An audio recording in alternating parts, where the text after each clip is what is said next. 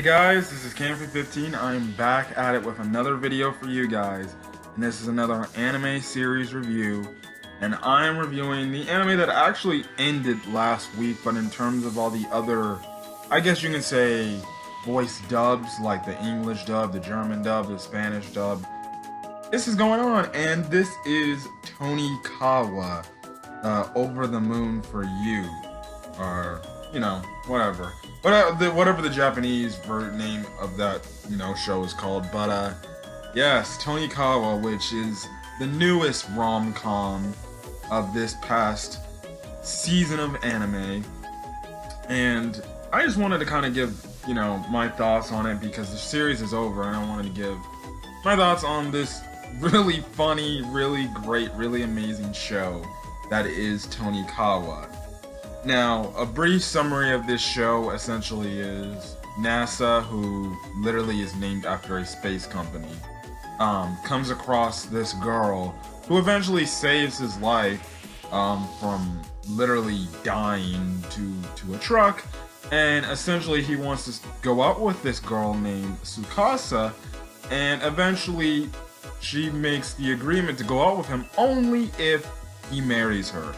So he agrees to it, and you just go through each of the 12 episodes of them doing all their shenanigans and funniness and cutesy, itsy bitty types of things that they do to one another or with one another as they figure out what it's like to be a married couple at a young age. But this show, man, there really is no overarching storyline. Like, literally, I just said it. Like, it's the two characters learning to live with each other, learning what it's like to be a married couple.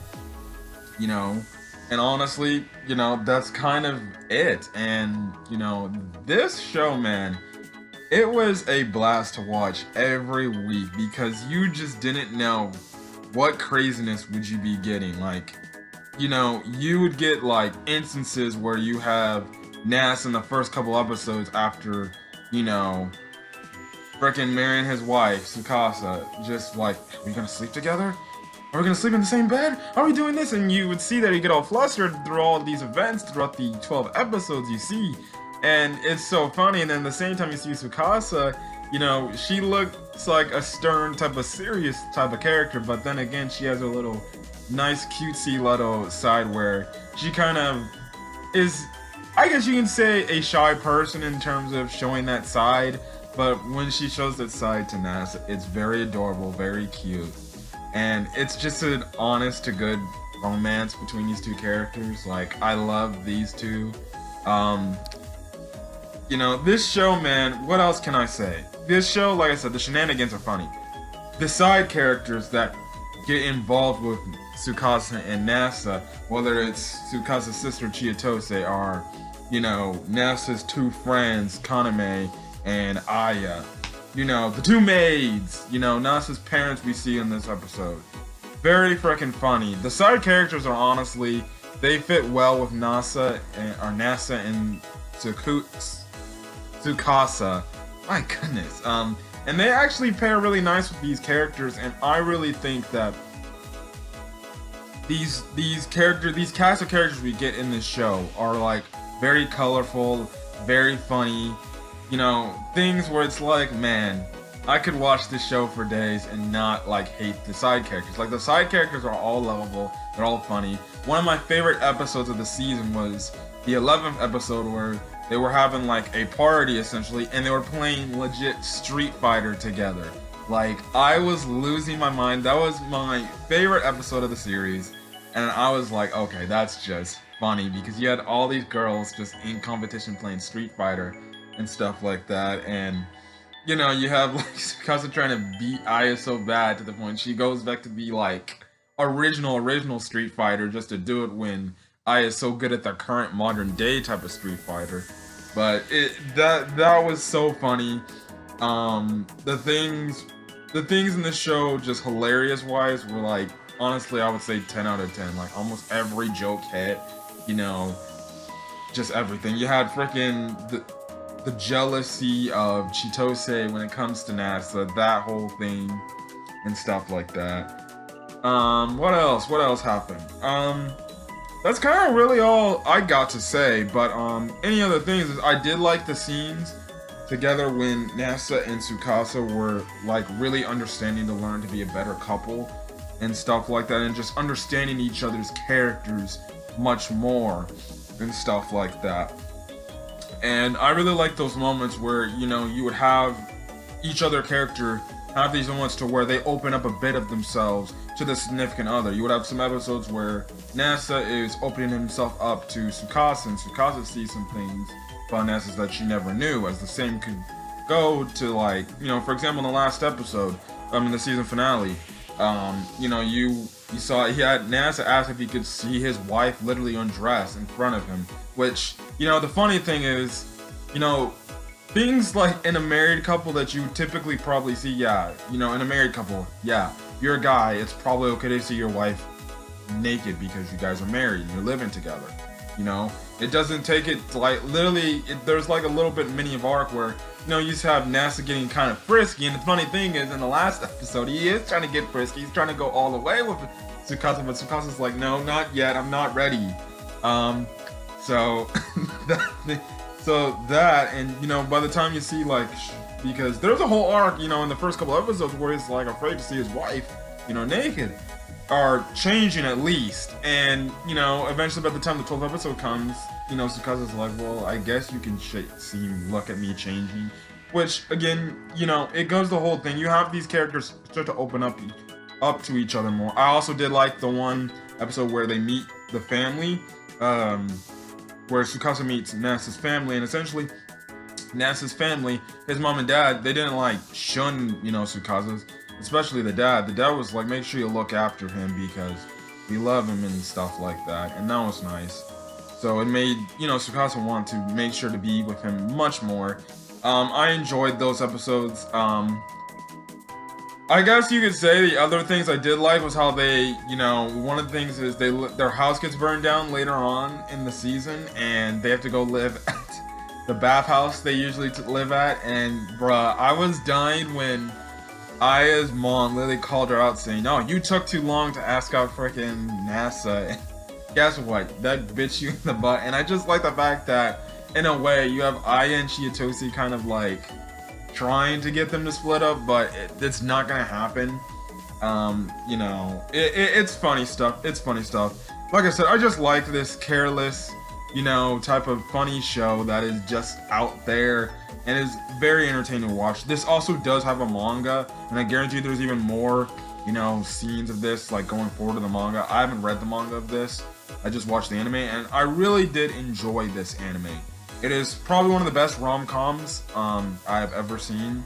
Out of all the rom-coms I've watched, it's probably honestly my number one because of how funny and how sweet it is and stuff like that. And because it's like, listen, it's like, you know, you have all these rom-coms where it builds up to like the main MC character finally hooking up with, usually it's the first, you know, female main character, and it would take them like a whole season or maybe multiple seasons to finally have that moment and kiss and stuff like that. Here, no, you already get the two already getting married by the first episode, and then by the time they like start kissing, I think it's like the 4th episode, they have their like first kiss essentially between the two and stuff like that. Which, you know, yes, I like it because it's like, oh no, the people doing the show is like, you know what you're getting yourself into. You know these two characters are gonna get married. You know these two characters are hooked up. So we're just gonna give you the romantic scenes right then and there and stuff like that. But, you know, I appreciate what they did. I don't know if there's gonna be a season 2 of this. There is an OVA that's gonna be coming out next year. I don't know when it's gonna be coming out next year, but there is going to be an OVA for Tonikawa. I don't know if they're gonna have a second season. They have not yet confirmed as of this video if there is going to be a second season, but my thoughts on is a second season, well, you know, we're gonna have 13 episodes of this show, and when I mean 13 episodes, when the OVA comes out, that's 13 episodes of the show, and personally, if you ask me, it's like, you know, Tonikawa doesn't really need a second season, but if they were to give this show or greenlit a second season for Tonikawa, I would not be mad. I would definitely check it out. and I would definitely have fun with this. Honestly, this past year, in terms of my anime watching, I honestly thought, two of my favorite animes from this year were literally Rent a Girlfriend, which was a hilarious, funny rom-com in itself, as well, and then even Tonikawa. I don't know which one I would take better. Tonikawa was good, but I really do love me Rent a Girlfriend, no lie. Rent a Girlfriend was hilarious, and I was just dying to see how that storyline goes. But I would say Tonikawa is definitely a sleeper, an under criminally, rated sleeper anime of fall 2020, as this is one of the animes to end off this year that was very bad and not, all too well. But Tonikawa was one of the bright spots, and if you haven't checked out this series or this show, please do. It's really good. You'll get lots of kicks and giggles from it, and you'll have a fun time watching this show. And like I said, there's already other language speaking dubs for it. The Japanese dub for this show, the sub version is already completed, but the other vocal dubs, language dubs, like the German dub, the English dub, the Spanish dub, all the French dub, those are currently going on. I think the last they're on currently right now episode 6, so they've been going on for the past 6 weeks. And I think now I listened to the English dub. I think the English dub is actually pretty good, and it's actually really funny just to hear these characters' voices in their English dub voice, are speaking English, the language I'm from, and stuff like that. But I'm not really going to do an in-depth review on the English dub. If you want to check that out on your own and put your own opinions in terms of the dub, that's fine. But I like all the characters that voice act their roles. I think they do a really good job in the roles, and just listening to English dub with all the awkwardness and all the cutesy funny business stuff going on is hilarious. But yeah, that's kind of it. So Tonikawa, that's really it. I just gotta say, so if you guys like the video, leave a like, put in the comment section your thoughts on this review I had for Tonikawa. Was this one of your favorite animes of 2020? Did you check it out? Have you not? Whatever what you want, your thoughts on the show, I don't care. Anyways, hit that subscribe button if you want to get any more anime content, and also put in the comment section, I forgot to mention, if there's an anime that you've seen that I should check out, or if an anime that you want to know if I'm going to review it, just put in the comment section, and I'll probably get back to you if you put in the comment section to see if I'll review it. So yeah, but other than that, that's kind of it. And yeah, so till then guys, hopefully you guys have a great rest of your day. Hopefully you guys had a great Christmas yesterday, because I'm making this December 26th, the day after Christmas. But hopefully you guys had a great, safe Christmas, and hopefully you guys are gonna have a even better, hope we all have a better, good year next year in 2021. So till then guys, I'll see you guys on the next video. So see you guys. Peace.